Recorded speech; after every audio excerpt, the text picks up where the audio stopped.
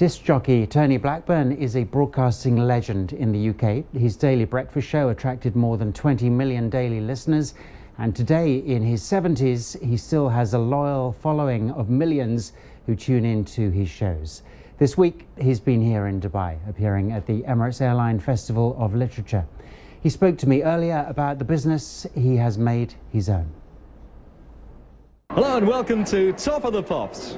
Tony Blackburn has been part of people's lives in the UK for over 5 decades. Since he first got behind the microphone in the early 1960s, he's become instrumental in shaping the way radio sounds today. But now, with changes in the industry, like music streaming and more choice, what does the future of radio look like? Well, it's very difficult to predict. I mean, the younger people don't listen to radio like they used to anymore, of course. The older audience that we have on Radio 2, they're still very loyal and they listen on the radio. But I mean, I myself don't tend to listen actually on a radio anymore. We listen on television or on apps.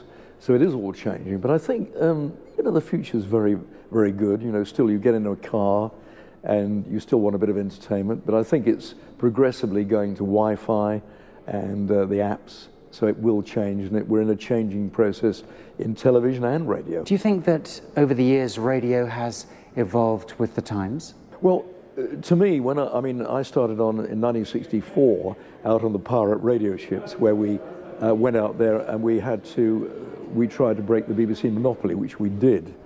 And commercial radio then was full of personality. Now it's like a jukebox.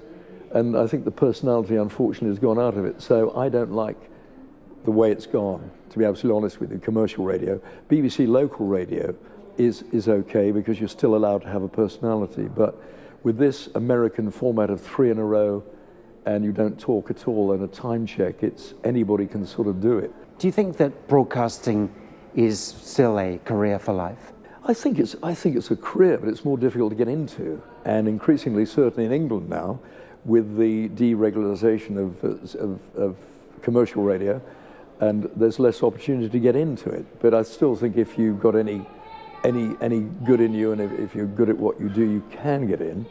But whether or not it's the bright future it used to be, I'm not sure. How would you say that technology and innovation has changed your work environment, working in radio? Well, I mean, the technology has changed, we don't play records anymore or anything like that.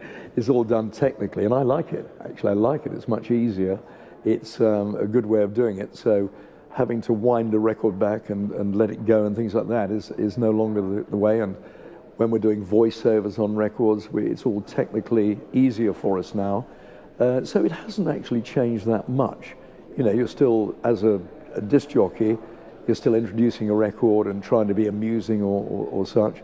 So from that point of view, it hasn't changed. But the technology in everything, I mean, since the advent of the smartphone and Wi-Fi, I think it's incredible now. How have you been finding your visit to Dubai so far? Oh, I've enjoyed it very much indeed. I mean, we came here on Sunday, so I've been here for a few days. So we've been doing all the things that all tourist people do. We've been at the creek, and been there and seen all the older side and then the newer side, and went out to the desert and rode a camel and saw a falcon and a lot of poetry going on and got frozen. It was quite chilly out there last night, but had a really lovely time, and the people here are so lovely and welcoming. Thank you very much indeed for watching. Hope you enjoyed the show. Be back with us at the same time next week for another edition of Top of the Pops. See you then. Bye-bye. All right, time now to have a look at the markets, today's best and worst movers, and the global currencies rounding off this UAE business week.